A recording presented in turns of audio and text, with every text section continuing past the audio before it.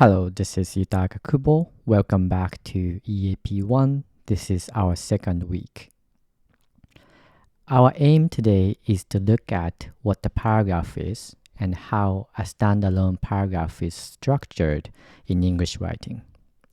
At the beginning, I'm going to introduce three essential elements of a paragraph in particular: the topic sentence, supporting sentences, and concluding sentence. After explaining each element, we are going to look at various models of paragraph in the textbook from pages 4 to 6 and from pages 38 to 56. And I'm going to have you try some of the practice questions as well. Your role today is to understand the fundamental aspects of paragraph so that you will be able to write and identify well-structured paragraphs in upcoming weeks. Let's begin. First, please open page 4 of your textbook. That shows us how a paragraph is organized. As the textbook says, a paragraph is a group of related sentences about a single topic. This is very important to understand that a paragraph should only contain one idea. What does the paragraph include then? There are three main parts in a paragraph that should appear in the following order. First, the topic sentence, which names the topic and tells what the paragraph will say about it. This sentence is usually the first sentence in a paragraph. Second, the supporting sentences or the body. Supporting sentences are placed after the topic sentences, and they give examples or other details about the topic. Third and last element is the concluding sentence. It often restates the topic sentence in different words or summarizes the main points. As you can see in the textbook, a paragraph is just like a sandwich. Two pieces of bread on the top, and at the bottom are the topic sentence and a concluding sentence, which are holding the key ingredients, which in this case are the supporting sentences. Again, a paragraph must contain three elements: the topic sentence, supporting sentences, and concluding sentence. Now, let's look at one model example on page 5, writing model, which is titled Mrs. Robinson. It is about a teacher. Please read questions about the model below the writing model 1 and then read the paragraph to answer those questions. Pause the video while you work on questions. Okay, now let's think about the questions together. The first question is, which sentence gives more information, the topic sentence or the concluding sentence? In order to answer the question, we need to first think about which sentence is the topic sentence and which sentence is the concluding sentence in this passage. According to the explanation on the page 4, the topic sentence should come at the beginning of each paragraph. So in this case, Mrs. Robinson, my first grade teacher, was an important person in my life, is the topic sentence. The concluding sentence, which is supposed to be located at the end of each paragraph. So in this case, Mrs. Robinson was important to me because she taught me the value of hard work. Next, let's think about the first part of the second question. How many supporting sentences does a paragraph have? This is easy. You just need to count how many sentences there are between the topic sentence and the concluding sentence. There are 11 sentences. What about the second part of the question? How do they support the topic sentence? Do they give examples or do they tell a story? In supporting sentences, the writer talks about how Mrs. Robinson taught the students to write in cursive from the first day of school. The writer's memory of Mrs. Robinson focuses on that particular experience. Although it was hard for the writer to learn the cursive, the lesson the writer learned from Mrs. Robinson was that hard work would pay off someday. So in this case, the writer is telling a story in supporting sentences rather than giving examples. Now, please turn your textbook to page 38. On this page, you will see another writing model. This writing model is about qualities that good flight attendants have. So what I want you to do now is to read questions about the model below the passage and then read the passage carefully to answer those questions after pausing the video. To answer the first question, you need to take a look at the title. Good titles always describe the overall topic in a very simple way. In this case, the topic of the paragraph is good flight attendants, according to the title. Also, please notice here that the first letter of each word is capitalized for the title with some exceptions. Next, the topic sentence of this paragraph tells us that there are 3 important characteristics of the topic. Good flight attendants. Thanks to this information provided in a topic sentence, you just now need to look for 3 characteristics in supporting sentences. When you see a paragraph like this that shows the reader how many points will be covered, you then must look for keywords such as first, second, and third. Look at the passage again and circle those keywords. Did you find them? Each supporting sentence provides a characteristics of good flight attendants, which are friendly, self-confident, and strong. These are the 3 important characteristics of the good flight attendants. Now, it should be very easy to tell what information the concluding sentence must repeat. Unlike the topic sentence that only uses 3 important characteristics, the concluding sentence is more descriptive because it repeats each characteristic with the same words explained by the supporting sentences. We'll come back to this passage later a few times, so please make sure you understand the structure of the passage fully. Now, please turn to page 40. On this page, you will see more details of what an ideal topic sentence is. So please see the passage under the topic sentence. It says, the most important sentence in the paragraph is a topic sentence. It is called the topic sentence because it tells readers what the main idea of the paragraph is. In other words, it tells readers what they are going to read about. The topic sentence is usually the first sentence in the paragraph. It is a top piece of bread in the paragraph sandwich. A topic sentence has 2 parts. One is a topic which tells us what the paragraph will be about, and the other is a controlling idea which tells the reader what the paragraph will say about the topic. It tells the reader this paragraph will discuss these things and only the things about this topic.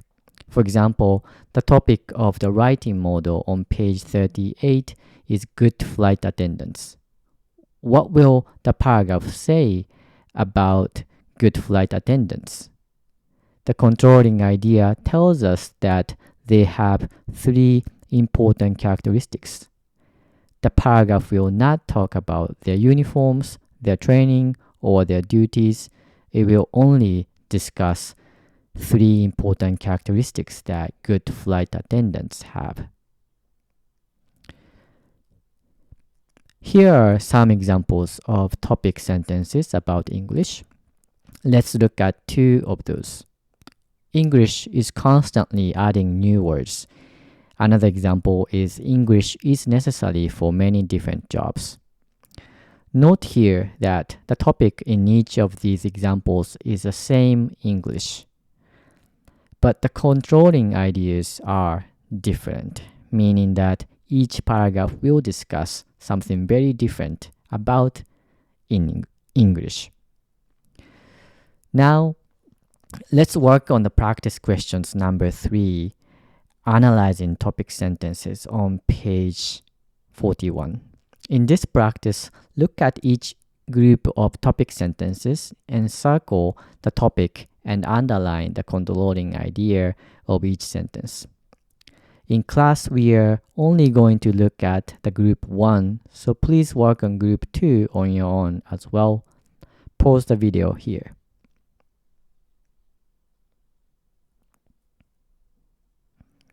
Now, let's look at each practice question. Number 1, good roommates have 4 characteristics. In this sentence, good roommates is the topic and have 4 characteristics is the controlling idea. Number 2, college students face many challenges. The topic is college students and the controlling idea is face many challenges. Number 3, living with their parents has certain advantages. The topic is living with their parents, and the controlling idea is has certain advantages. Number 4, the topic is successful student athletes, and controlling idea is have several characteristics. Number 5, small colleges are better than big universities for several reasons. The topic is small colleges, and the controlling idea is are better than big universities for several reasons. Did you get them all right? Now, please turn to page 42 and 43. Here, you're going to do the practice number 4, recognizing topic sentences. In this exercise, you will find the topic sentence in each paragraph, circle the topic, and underline the controlling idea. Please pause the video here and work on your own.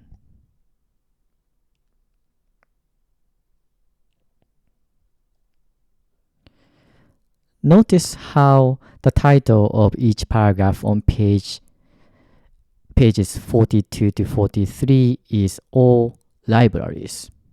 So it's easy to tell that every paragraph here is going to discuss libraries in some ways. The topic sentence for paragraph 1 is libraries offer people a wide variety of activities. In this topic sentence, the topic is libraries, and the controlling idea is offer people a wide variety of activities. In paragraph 2, the topic sentence is libraries are busy from morning until night in my city. The topic is again libraries, and controlling idea is are busy from morning until night in my city. Notice here that in both paragraphs 1 and 2, the topic comes at the beginning of the topic sentence. But the topic can also be placed at the end of topic sentence. Let's look at the examples. In paragraph 3, the topic sentence is a good place to volunteer in your community is a library.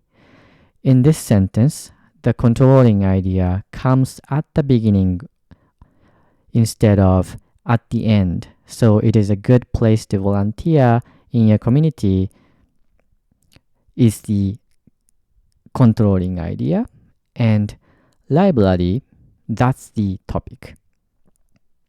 In paragraph 4, the topic sentence is, over the past 20 years, many changes have taken place in libraries. In this sentence, the topic is libraries that is placed at the end of the sentence, and controlling ideas is many changes have taken place in.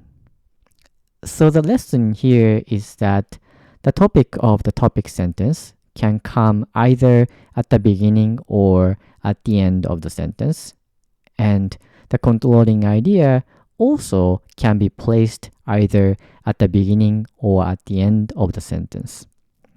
Therefore, your task is to look at the supporting sentences after the topic sentence and identify what the paragraph is mainly discussing about. Because anything that is repeatedly mentioned is the topic of the paragraph, and the controlling idea has to describe what and how the supporting sentences will discuss the topic. Okay, now turn to pages 44 and 45 and work on practice 5, choosing topic sentences. In this practice, you will read paragraphs, circle the letter of the best topic sentence for each one and write it on the line. Pause the video and work on your own.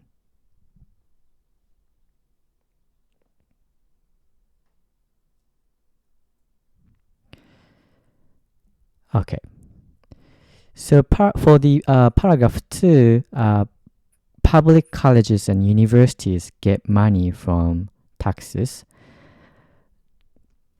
Notice that despite this paragraph repeats the words such as, notice here that this paragraph repeats the words such as taxes and money, so the topic sentence must provide the information from which the readers expect to read about the financial situations at public and private colleges or universities. And the answer for paragraph 3 is B.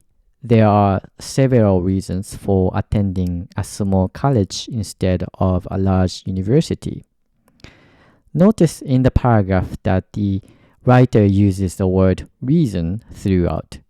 Therefore, the topic sentence must use the word reason to inform the reader that this paragraph will discuss some reasons for attending a small college. The answer for paragraph 4 is C. Employers look for 3 main qualities in their employees.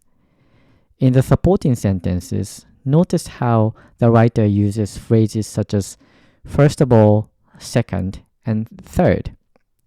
And the concluding sentence uses the phrase to summarize. What we can tell from these phrases is that this paragraph is listing or providing a number of different information in order. Look at the answer options for paragraph 4. It is only the option C that includes the word 3, which matches the phrases first of all, second, and third. Therefore, the answer is C. Now turn to page 47, supporting sentences. According to the textbook, supporting sentences follow the topic sentence in a paragraph. Supporting sentences explain the ideas in a topic sentence. They are the fitting in a paragraph sandwich. The supporting sentences are the biggest part of the paragraph. And it's the biggest part of a sandwich. And with this understanding, you may work on practice 6 on your own. Now, turn to page 49. Here, you will learn about listing order transition signals. Transition signals are phrases used to show readers that they are moving from one supporting idea to another. A transition signal alerts the reader that the writer is moving on to the next supporting idea. It also shows how the new supporting idea is related to the previous idea. You will be asked to use transition signals in EAP2, EAP3, and EAP4 as well, so now is a chance to understand the essential use of transition signals. Here are some transition signals that show listing order.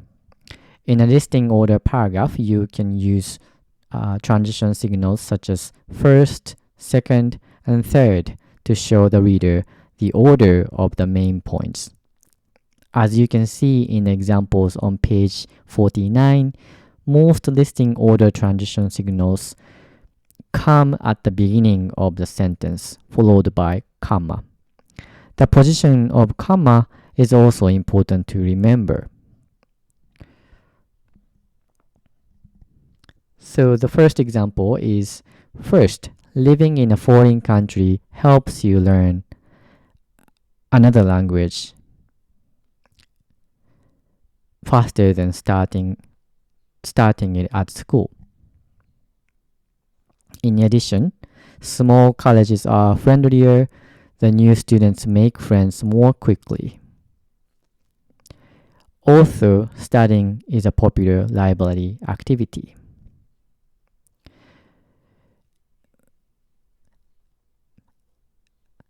And notice here that the transition signal also has several exceptions.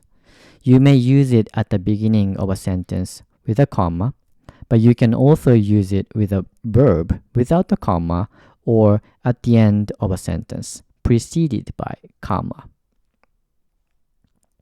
So for instance, students also like to study in a library. Studying is a popular library activity, comma, also. Now turn to page 50 and work on practice 7. For A, please go back to page 38 to find transitional signals and fit into each explanation listed on page 50. For B, please fill in the blanks with transitional signals introduced on page 49. Note here that there may be a transition signal that is used twice.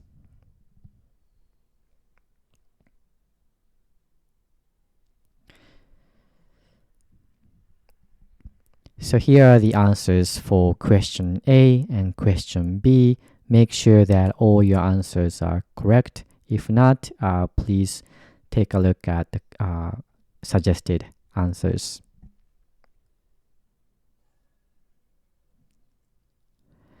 Now, look at the section Unity on page 51 and read the description of Unity.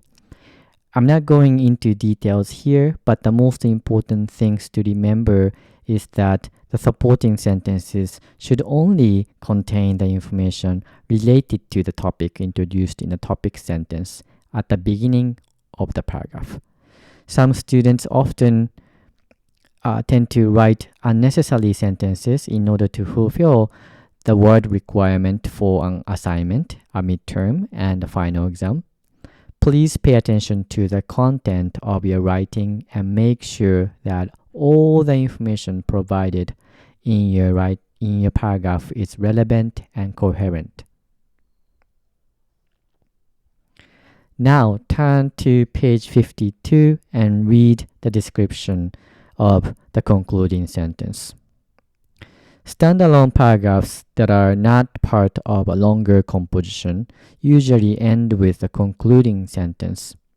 As I explained at the beginning of this lecture, the concluding sentence signals the close of the paragraph to the reader. Let's look at important aspects of the concluding sentence as explained on page 53.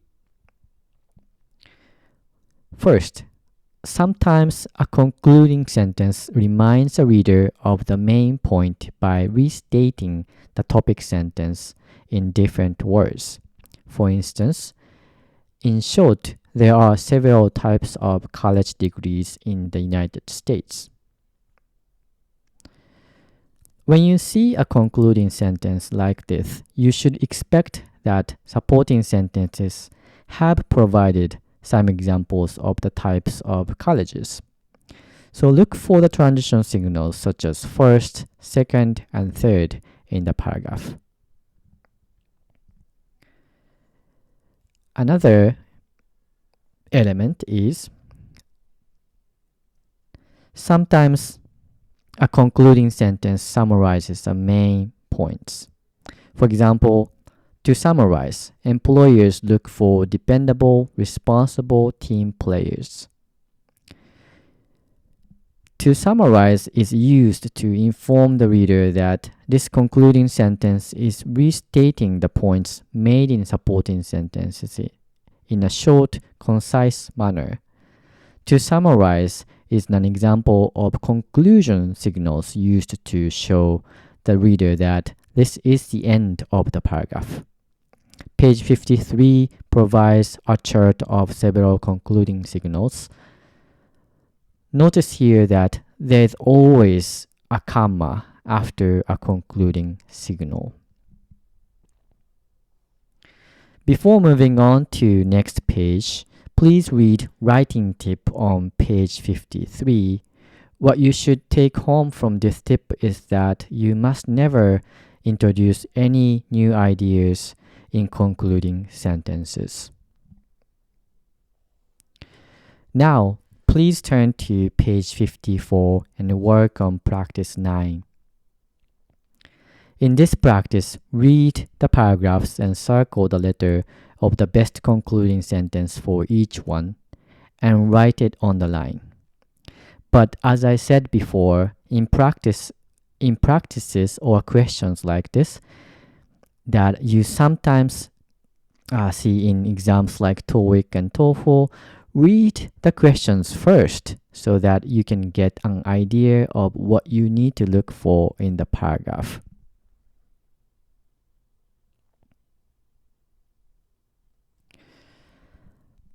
For paragraph 1, the answer is C. In brief, I like big cities because of their energy and freedom.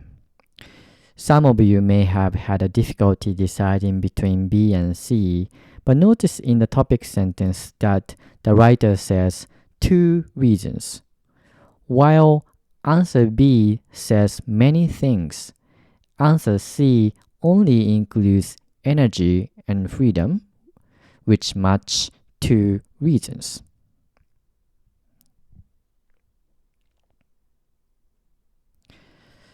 To sum up this lecture, I introduce you to the essential structure of a paragraph. A paragraph should include the topic sentence, supporting sentences, and concluding sentence. In each topic sentence, you must have a topic that can be placed at the beginning or at the end of the sentence, and a controlling idea that also can be placed either at the beginning or at the end of the sentences.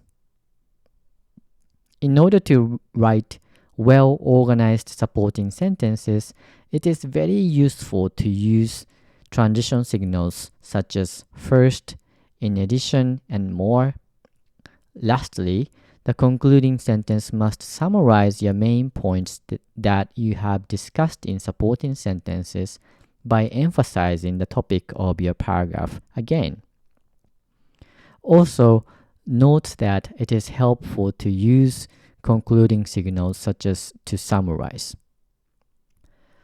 Today's content is very crucial, so if you need to learn again, come back to this video as many times as necessary. This video will stay throughout this quarter. For the assignment, review pages 40 to 56 on your own. Complete any practice activities not completed in class. Using the idea from practice 3 on page 41, practice 6 on page 48, and practice 10b on page 56, write a paragraph on any topic you like and bring to the class next week. Thank you for listening and see you in next class.